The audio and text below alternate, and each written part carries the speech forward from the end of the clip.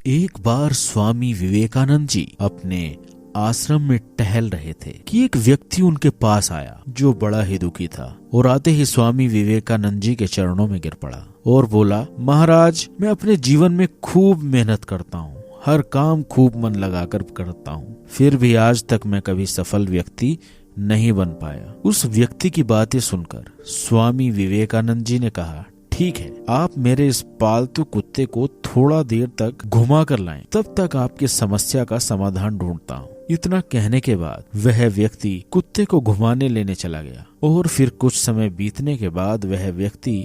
स्वामी विवेकानंद के पास वापस लौट आया। तो स्वामी विवेकानंद जी ने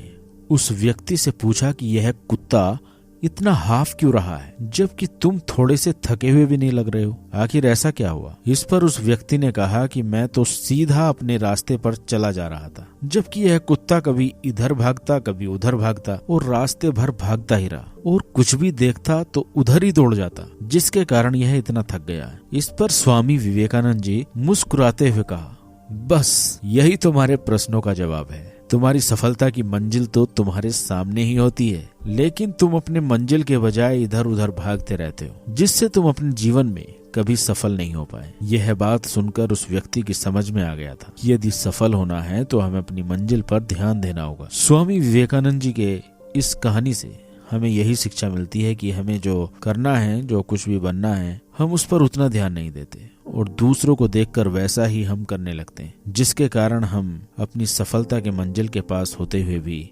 दूर भटक जाते हैं। इसलिए अगर जीवन में सफल होना है तो हमेशा अपने लक्ष्य पर ध्यान केंद्रित होना चाहिए।